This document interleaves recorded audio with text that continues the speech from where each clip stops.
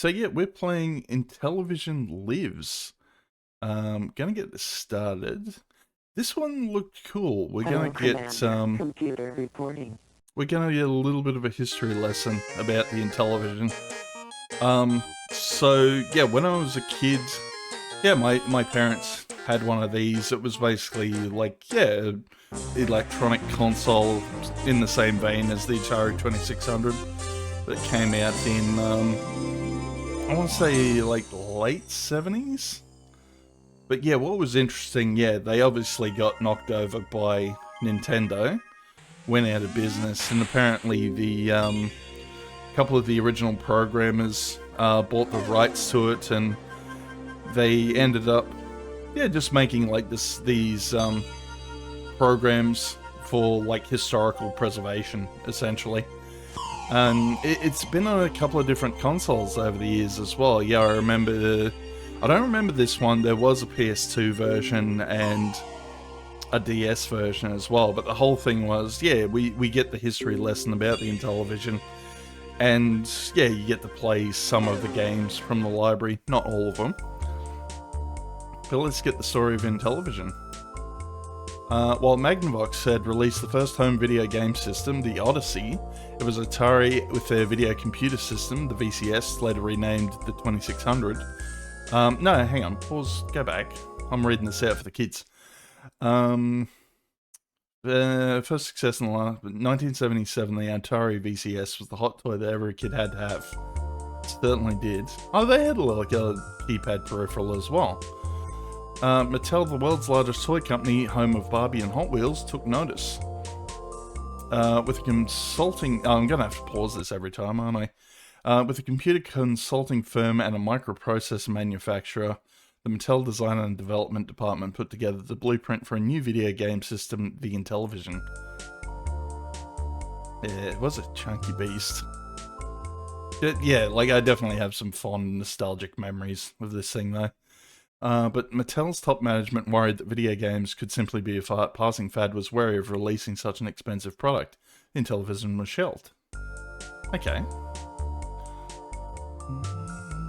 Yeah, I love that Ted actually came up with like lyrics to this song. Instead, Mattel tested the waters with a line of handheld microprocessor-based games. These were introduced under the brand name Mattel Electronics. Okay. Yeah, I vaguely remember there was like football ones and a couple other ones. The handheld games did so well that the Intellivision project was put back on track. Late in 1979, the first Intellivision master components were test marketed in Fresno, California, along with 4 game cartridges. I probably should tell the kids about that. Yeah, the biggest thing with the Intellivision was, yeah, it had... the controllers were weird, so you had a little disc for movement, 4 buttons on the sides, and a keypad. But you had different controls for each of the games. So what you ended up having to do was either memorize what the buttons did, or you put this little overlay, like just a little plastic card that like slipped in the top of it. But yeah, like, okay, hang on. Response was so positive that in 1980, Intellivision was introduced to the entire nation. Initially, the Mattel stressed that Intellivision was television, not a toy, but the cornerstone of a home computer system that would be as educational as it was entertaining. A keyboard component was promised for future release that would unlock the full potential of the Intellivision. I don't know, I might even just like, to keep the music going, I might paraphrase. But yeah, it sold well because it had better graphics than the Atari 2600, and there's this fella, George Plimpton, was the one who shielded it. I remember he's in an episode of The Simpsons. But yeah, the ad campaign was really successful from what I've seen. I remember when we did ad streams back in the day, I showed off a couple of the Intellivision ads. Yeah, video games war had begun. And that's probably the biggest thing that sold me on it. Yeah, I love the artwork for like the game boxes. Just very, very big product of like the 80s. I think I did have math fun. Okay. Yeah, so they hired a lot of young kids, and it was kind of their first job designing the games. And yeah, that was the interesting thing. Yeah, they sort of, when Intellivision shut down, they formed the Blue Sky Rangers, and they became a group that, like, yeah, kind of preserved all the games and stuff. Oh, and they had extra staff, didn't know where to put them. Put them into a warehouse down the block from the main Mattel building.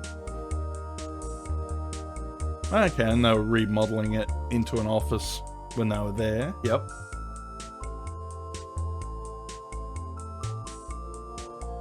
Right, and this thing I loved. Yeah, they actually added a voice module, so you plug that in where the cartridge went.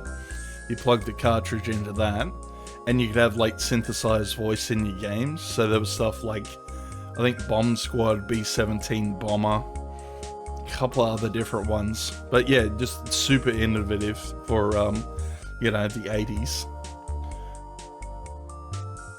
Okay, and they had like 100 programmers, artists, writers, and managers. Yeah.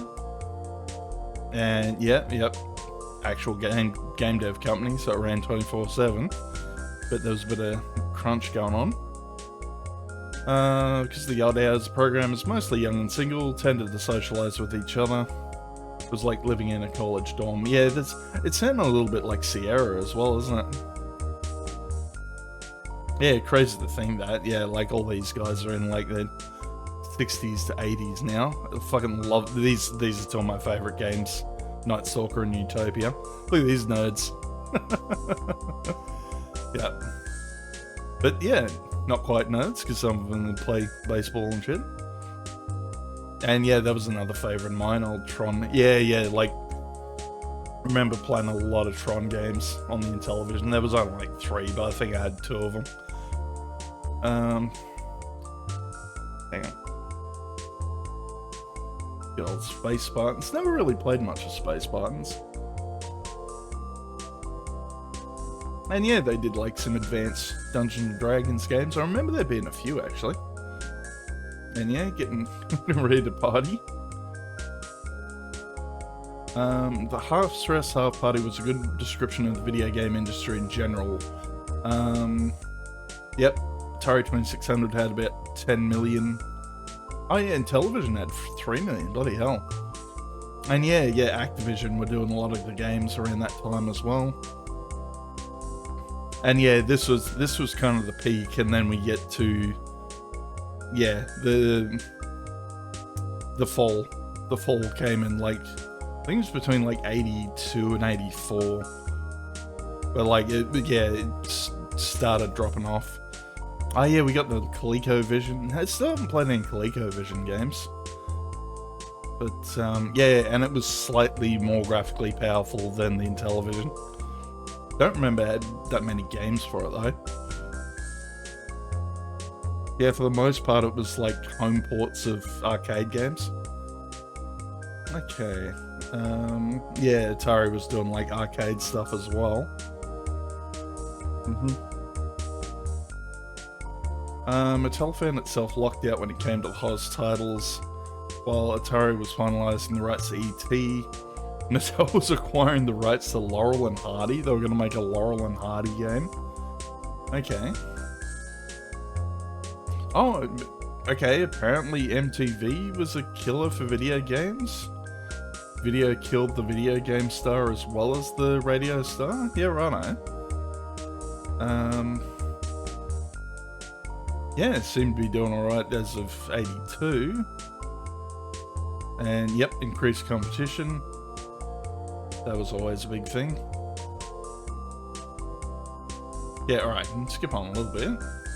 Yep, step up development. Yeah, they did an Intellivision 2. I haven't even looked at like, yeah, oh, okay, and we were going to have an Intellivision 3. Yeah, righto. But yeah, no, I imagine these would cost a bit of a pretty penny. There's definitely an upscale for, what's his face? Oh, hang on. M Network expanded into computer games for the Apple II and IBM PC. Oh, yeah. Another programming division in south of France. And yeah, they tacked on a keyboard component so you could do like... Yeah, I remember there was a big glut of systems that started as game systems, and they're like, oh, we kind of want to push this more for like business people, and yeah, they started adding keyboard components and stuff. Like it already did that as well. Yeah, big turnaround. Everyone's playing it. Yeah, no, that's right. There was a He-Man game, and it actually played like Defender of all games. Oh, and just buff man dressing up as He-Man. There you go. Less buff man dressing up as Intellivision nerd. Okay. Top Mattel Electronics executives are all smiles at the show. 1 month later, they and their smiles were gone. Okay. Yeah, too little, too late. And that's the craziest thing. Like, the crash happened before Nintendo rocked up. I guess, no, I didn't think of like Sega though, because Sega started like late 80s with like the Master System and all that. And yep, laid off 500 workers. Kept developing games though. I don't remember playing much of the later ones, if memory serves me right. Yeah, I think you needed a different, certain like games only worked with that like keyboard extension. Loss of 280 million for 1983. Yep. Yeah, a bit of a fall. And everyone was laid off by 1984, so... Oh yeah, a little bit before I was born. Yeah, righto. Intellivision refused to die. Yeah. Former marketing VP for Mattel brought the rights and started the INTV Corporation. Yeah, stuff with the INTV logo was like late 80s, and they did a couple more games for it. Oh, they did a sequel to Burger Time? Yeah, that's pretty cool. I remember playing that though. Terra Doom, Stadium Mud Buggies. And yeah, by 1990, like, yeah, Nintendo was in full swing and they had a fall. And no, it's cool they all like came back for like reunions and stuff. Seemed like a pretty cool group.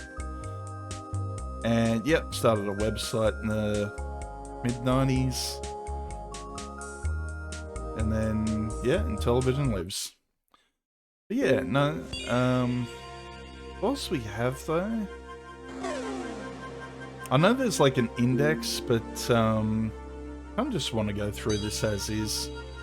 I'll get a little video clip about it. Yeah, no, I was hoping, oh, that was Gallagher? Why is Gallagher here? Oh no! No, don't smash that, Gallagher. Oh, for fuck's sake, mate. What are you doing? No, it ain't the game, it's the controller! It's the controller! Okay, Gallagher had issues with the controller as well, I guess. Yeah, admittedly, like, did make your hand cramped. It wasn't very ergonomic, if memory serves me right. But yeah, I've sort of, I ended up doing that. I found a, you can get emulators for Intellivision stuff, but the trickiest thing is, like, getting, like, a control system that works. I know you can kind of do it with a controller. You can emulate the keypad with, like, the right thumbstick and pressing a button, but it's fiddly. What I ended up doing was, I got a Intellivision Flashback, which was one of those like plug-and-play systems you put in your TV, and that had legit controllers. And then I ended up finding like converters for them to convert them to USB, and then I could like plug them in my Raspberry Pi, play emulators on that. I haven't done it for years, but I do remember it getting set up on the computer at one point. But yeah, what have we got for software? Oh yeah, Sports Network. Yeah, you can sort of get like a little read about all the different games that came out. I think I had this one. Oh, you can play it too. Okay. I don't know if this one's going to work though, because I think this one's 2-player. I'll find something interesting to play though. I just wanted to see what yeah, there seems like there's a fair bit, like information-wise. Technical overview. Yeah, okay, this will be interesting for the nerds. I don't recognize, well, these aren't PC components. graphics ROM, graphics RAM, executive ROM, scratchpad RAM. Yeah, right. Oh well, it goes right into detail. But yeah, no, what was interesting, it was a 16-bit microprocessor, which wasn't done until the days of like, I'm pretty sure Super Nintendo and Mega Drive were 16-bit. But yeah, they were doing it in, what was it, 1979 when this came out. A little bit crazy. Okay. Star Strike. Yeah, fair bit. And yeah, no, like I'd actually love to sit down and read through all this. I probably should have done that before we started so I could like just paraphrase a little bit. Play cable. Okay, the all game channel. Okay, that's interesting. You could actually get, yeah, so basically this was the start of like live service games. You could actually download games with your TV signal if you sign up with a cable provider. So that's pretty cool. But yeah, it discontinued in 1983 when the fall was happening. So you put it in the cartridge slot. Yep. Switching on the Intellivision brought up pages and menus. Oh, okay. So it wasn't like a download thing. So you went on like whatever the equivalent of their site was, and all the games were like on rotation. Object code for these games were being continuously broadcast over the cable. When one was chosen, its code would be turned on and fed into the play cable's memory, taking about 10 seconds. The Intellivision would then read the play cable's memory as if it were a game cartridge. So yeah, it was basically downloading before downloading was the thing. You're just getting it through your TV signal. That's a little crazy to think about. I do remember, yeah, I think Mega Drive tried that, based on like old ads and stuff. Oh yeah, you can look at the commercials as well. Can we get full screen? No. But yeah, all-time favorite game on Intellivision's B-17 bomber. Never in the history of video games have so many owed so much great gameplay to so few. B-17 bomber and IntelliVoice from Mattel Electronics. Now get a free IntelliVoice module by mail when you buy any Intellivision master component. Yeah, I wouldn't mind love to be able to get these videos a little bigger. So hang on, what was the ECS? Entertainment Computer System. Turn the Intellivision into an advanced entertainment computer for the whole family. Okay, computer adapter plugs into any Intellivision master component. Features a simple basic program. Yeah, that's right, they were teeing it up so you could do like programming on it and stuff too. And yeah, music synthesizer, you can play it with a keyboard. Oh, it took both types of keyboard, the computer one and a music one. Okay. Yeah, music synthesizer. Yeah, they definitely had some high hopes. Kinda cool what they came up with. I've never seen anything about the Intellivision 4 though. Test screens, okay. Stopgap product to compete with ColecoVision. Codename Decade. Oh, they're gonna have a hefty processor in it though. They ended up putting in something they'd eventually use on the Mac and the Amiga. Yeah, that's cool. Yeah, and then just hopes and dreams went down the shitter. There we go. Okay. Yeah, no, I love the little history lessons with these. I still have to check out the one for the 50th anniversary of Atari at some point. We got the people. Oh yeah, heaps of people. So Marjorie Brent is, but we'll... Ah.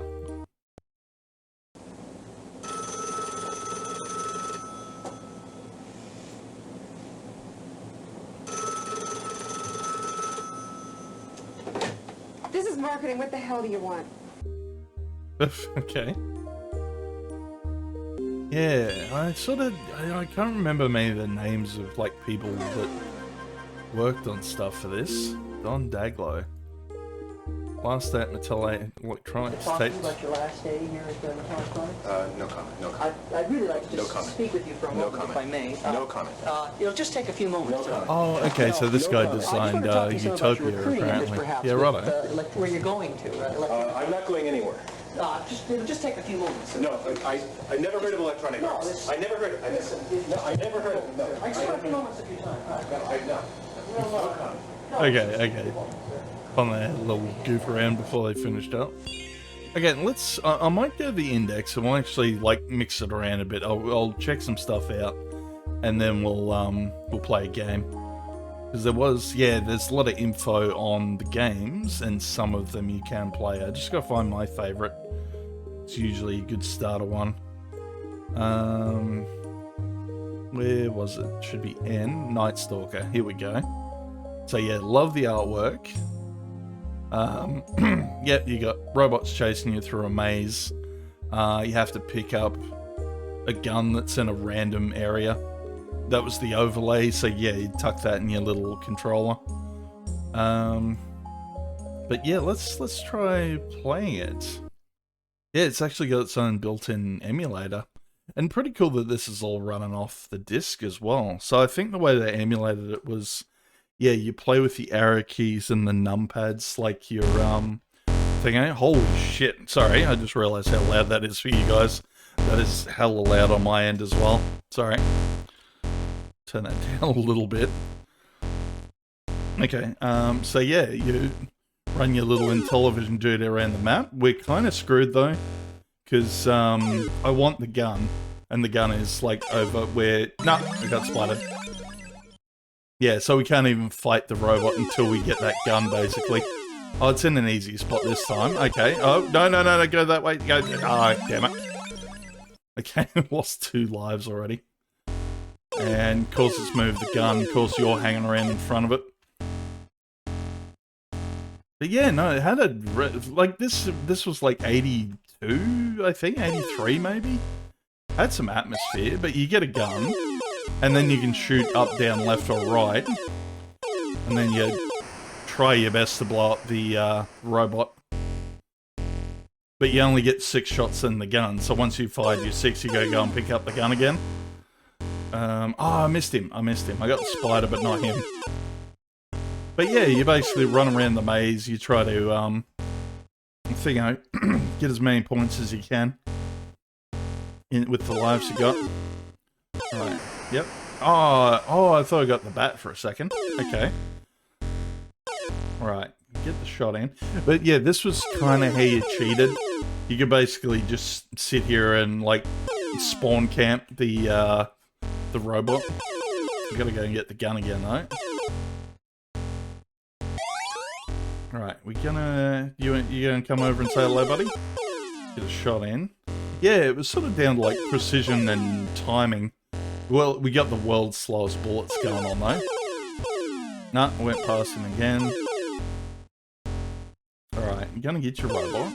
Oh, no, nearly got me.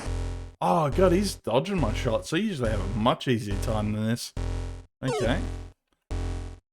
Yep, alright, no, gonna grab the gun. But yeah, no, that was just innovative, the whole thing with the, you had that, like, very realistic animation on the dudes, and that it sort of became a staple of the, yeah, they used that character model for, like, anything that had, like, a human character in it. But yeah, no, I just want to show off, like, a couple of minutes of footage. And we just Alt F4 and jump back into the history lesson. When it wants to load. There you go. Yeah, cool. Alright, so what else were we looking up? Maybe have a look at other games? So what do we have? Yeah, we also had Utopia. Yeah, this was kind of cool. Yeah, you built your own, like, little island paradise, but there was sort of, like... Yeah, it was basically, yeah, like a city builder management sim that came out. When did this come out? Bloody... it doesn't actually say. Okay. But yeah, no, you had to, like, build crops in the path of, like, rainfall to, make money. Then you spend your money putting up schools, hospitals, if you're playing with another player, you could like hire rebels to go and mess up their stuff. Yeah, it actually had a lot going for it for the time. But yeah, what else can we check? Can we just check like videos or anything? We got anything? Maybe we can look up like George Plimpton. Should have something in here about George Plimpton. Yeah, Plimpton George. Here we go. Yeah, so yeah, I remember this guy from yeah, he was in an episode of The Simpsons. I think it's the one where what's his face? Lisa does like a book report and she plagiarizes it or something like that. Reported on a variety of professions by participating in them, including trapeze artist, stand-up comedian, and Playboy photographer. Okay. Oh, and he played a lot of sport. Yeah, yep. Okay. But yeah, no, so I remember showing this off on the ad stream, but yeah, there was an ad with him, a couple of ads with him and Henry Thomas, so the kid from E.T. I bet it's great doing all those Intellivision commercials. I bet you get to keep all the games. Me and my friends like Night Stalker the best. That's a real scary. Yeah, good taste, Henry. Here, your friends won't have this new one. Lock and Chase. Yeah, no, I remember having Lock and Chase as well. Would you autograph it for me? Certainly. What's your name? My name? Okay.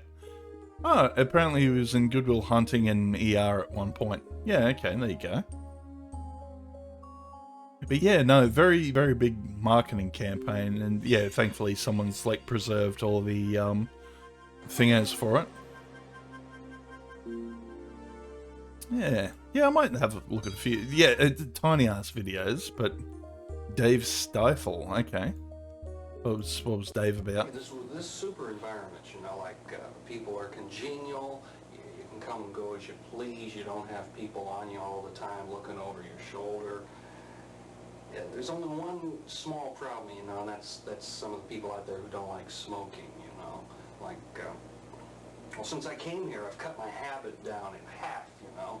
I used to smoke 2 packs a day, but, you know, I really get paranoid about smoking around this place, you know. People peeping over your cubicle, sniffing at you. It's gotten so bad that I have to go outside before I'll ever smoke, you know. I have to go downstairs and stand in the rain and Didn't really seem like they got a lot of work done. So. Sometimes if I'm really feeling good. Oh, apparently this guy went on to acting though. Ended up in 6 Feet Under an ER. Yeah, righto. Yeah, wasn't expecting that. Okay.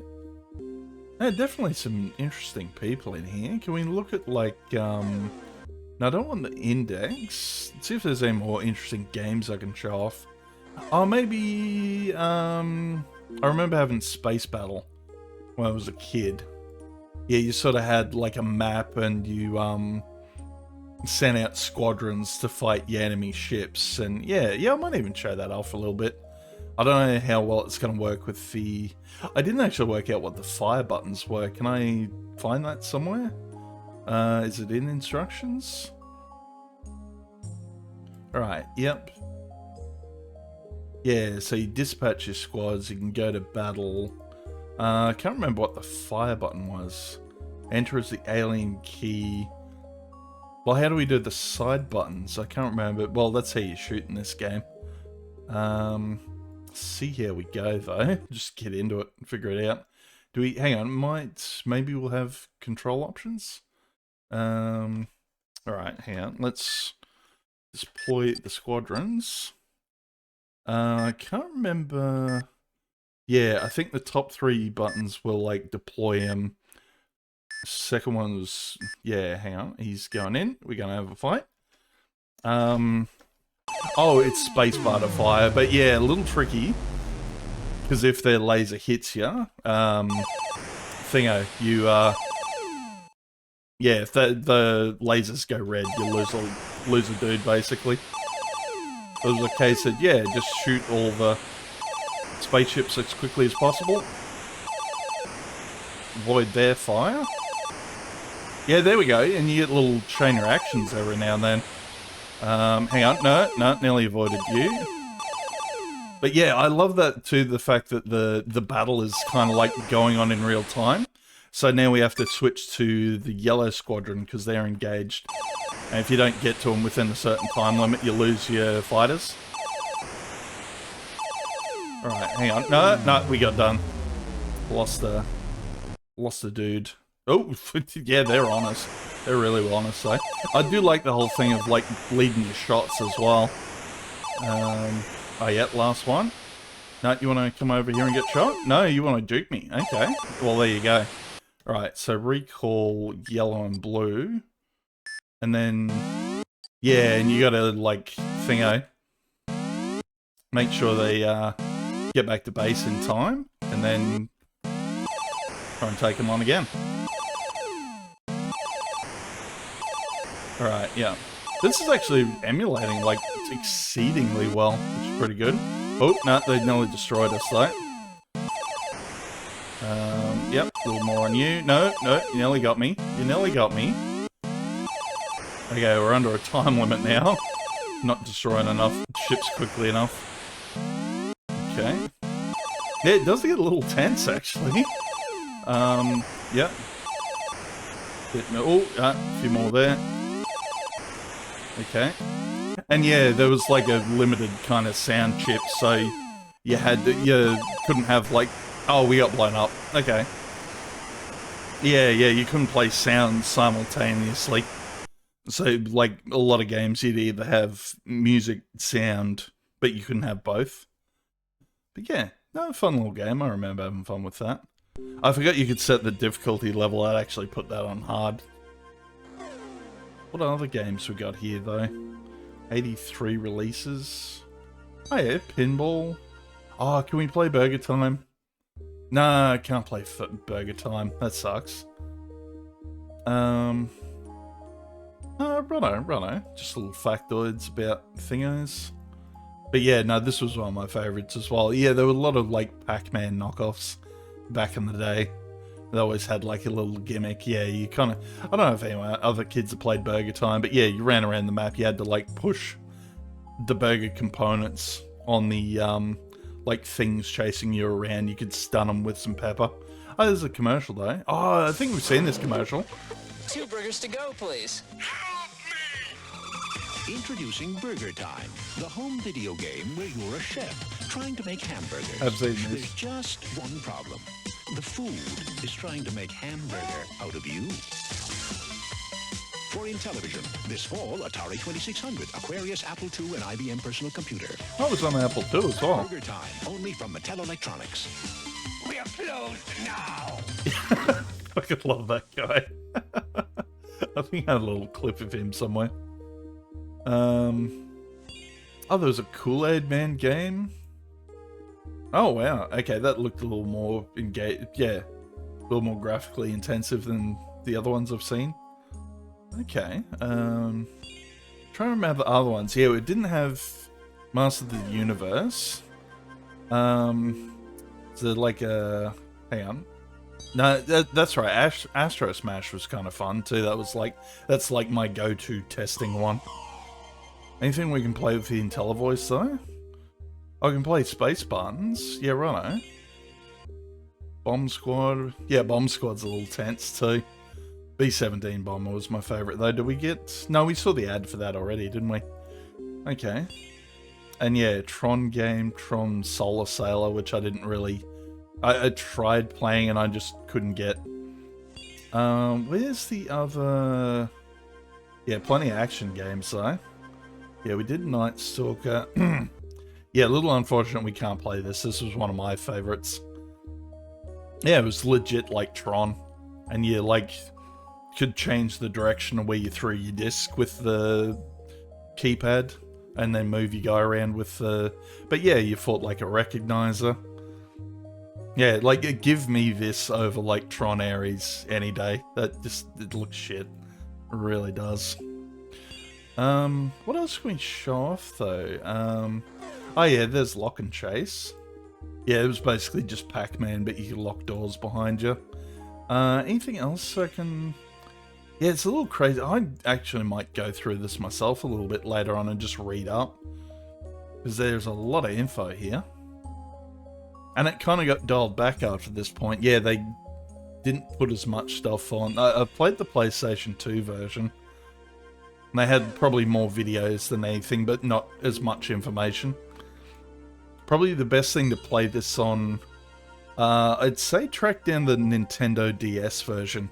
Because that, yeah, because you had the second screen, you could have your, like, keypad overlay on the second screen. It actually showed up the actual overlay, which I thought was pretty cool. Still got it sitting there. I think, yeah, because I remember, like, soft modding my DS. It should still be on there somewhere. I don't remember Vectron was apparently popular. I don't get how to play it, though. Build your energy base block by block. If a nasty nibbles on a block, you must replace it. Okay. What else we got, mate? Children's Learning Network. I think I had Math Fun. Vaguely. Yeah, that's right. Yeah. Yeah, I might show this one off as well. Remember playing a bit of this. Oh my dear lord, that's loud in my ears though. It's just, she's beeping hard.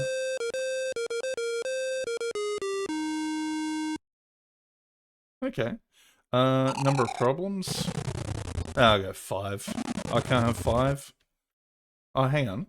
Is the keypad not working? No, I got numlock on. Okay, no. I was hoping to type in... Yeah, I was just using the numpad as the keypad, and now it doesn't want to work. Okay. Yeah, no, that's fair enough. Leave that one there. It was basically just solving math problems anyway. I just remember it being interesting, probably more visually interesting than anything else. What else are we going to check out? Unreleased titles. Ah, Adventures of Tron? Oh, why does that look like, Donkey Kong? That's strange. Okay. Air Battle, Air Strike. Yeah, they definitely had a fair bit up their sleeve. I remember we had shit tons, and we'd always go to, like, there's like a book exchange in the town a couple hours away from us, and we'd, like, yeah, head out and get books, old comics. Like, Dad always loved getting, like, Phantom comics. And, yeah, occasionally they'd have, like, yeah, like, secondhand Intellivision games. But we ended up with, like, probably 25, 30, something ridiculous. But yeah, no, I think I might leave that one there. We sort of got, like, the 40-minute mark. Just, yeah, a little nostalgia on my end. Just still have kind of fond memories. I did need to get it set up again, because I had it running, like, super smooth on my Raspberry Pi. I didn't do that to start, but yeah, that certainly was fun. I'm watching Death Sandals video, by the way. That's who the person is. So if you want to watch a full playthrough, Death Sandals,